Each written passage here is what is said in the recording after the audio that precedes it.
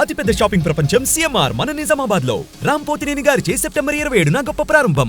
ఇక్కడికి విచ్చేసిన పత్రికేయ సోదరులకి సోదరీమణులందరికీ నా హృదయపూర్వక నమస్కారాలు. ప్రాయశ్చిత్త దీక్ష ప్రారంభించింది 3వ రోజు. నేను ఎప్పుడు కూడా చాలా చిన్న వయసు నుంచి సనాతన ధర్మాన్ని పాటించేవాడు. మా ఇష్టదైవం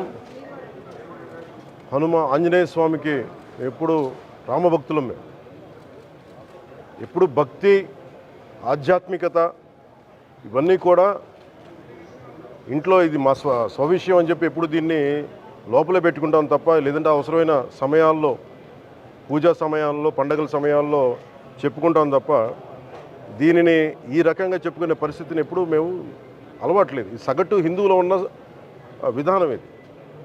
ఎందుకంటే ఈ దేశంలో ఉన్న సగటు హిందువుకి ఎప్పుడు భయం ఉండదు.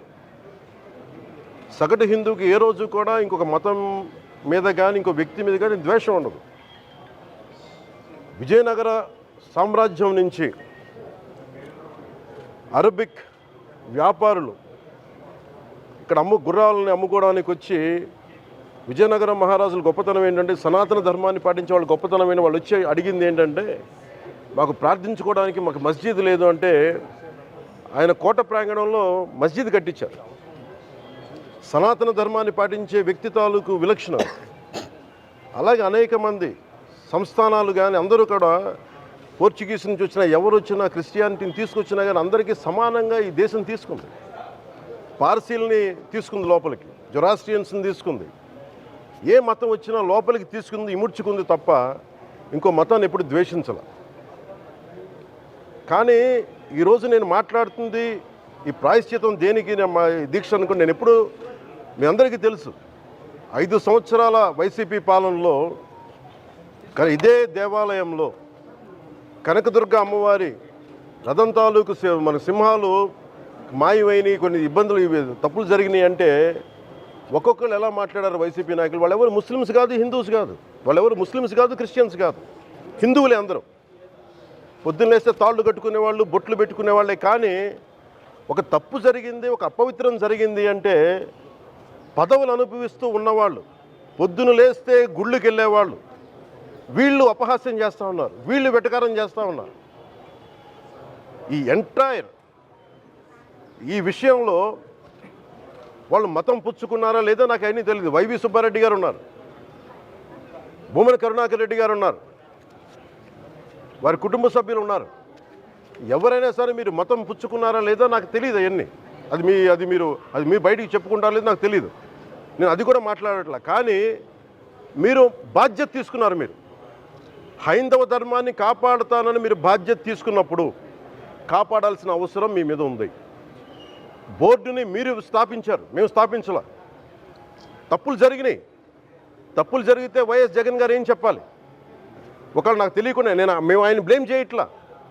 కానీ మీ ఆధ్వర్యంలో జరిగింది, మీరు కాన్స్టిట్యూట్ చేసిన బోర్డు వల్ల జరిగిన తప్పిదాలు ఇవి, మేము కనుగొన్నాం.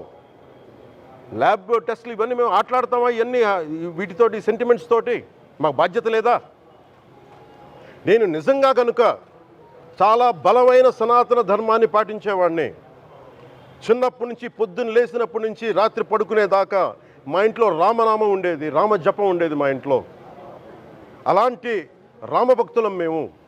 కానీ రామతీర్థం విగ్రహాన్ని, రాముడి విగ్రహాన్ని శిరచ్ఛేదం జరిగినప్పుడు ఒక సగటు సనాతనవాదిగా, సగటు హిందువుగా, సగటు రామభక్తుడిగా బయటకు వచ్చి చాలా గొడవలు చేయగల సత్తా ఉన్నవాడిని గుర్తుపెట్టుకోండి. ముఖ్యంగా వైసీపీ నాయకులకి, నన్ను విమర్శించే దేశ యావత్తు నన్ను విమర్శించే ప్రతి ఒక్కరికి తెలియజేస్తున్నా, గొడవ పెట్టుకోవాలంటే చాలా బలంగా గొడవ పెట్టుకోవాలి. కానీ నాది పేదవాళ్ళ కష్టాలు, క్రిమినలైజేషన్ ఆఫ్ పాలిటిక్స్, వీటి మీద మేము మాట్లాడతాం, వీటి మీద తప్పించాం. ప్రజలు బాగుండాలి, కాన్స్టిట్యూషన్ వాల్యూస్ని అప్హోల్డ్ చేయాలి, రాజ్యాంగం బాగుండాలి, వీటి కోసం తపన పడేవాళ్ళు. కానీ సెక్యులరిజం పేరు మీద, secularism is not one way, it's 2 way. Secularism అంటే కూర్చోబెట్టి ఒక్క సైడ్ నుంచి వచ్చేది కాదు, అన్ని సైడ్ నుంచి రావాలి. ఇది చాలా ఆవేదన కలిగిస్తుంది. కొన్ని దశాబ్దాలుగా చూస్తున్నారు ప్రతి హిందువు. దీంట్లో మిగతా మతాల ప్రస్తావన కంటే కూడా నేను ఎక్కువ ప్రస్తావన చేస్తుంది హిందూ ధర్మాన్ని పాటించి వాళ్ళు వ్యక్తిగతంగా పాటించి బయటకు వచ్చేటప్పటికి మీడియా వారి కోసమో లేదంటే ఇంకొంత ఎవరైనా సాటిస్ఫై చేయడం కోసం తెలియదు, కానీ సాటి హిందువులు తోటి హిందువులను తిడుతూ ఉన్నారు. ఇది చాలా ఆక్షేపణీయం. దీంట్లో నేను ముస్లిమ్స్ నిందించట్లా, అది క్రిస్టియానిటీ నిందించట్లా, కానీ బాధ్యత తీసుకున్న హిందువుల్ని నేను నిందిస్తున్నాం. బాధ్యత మీది.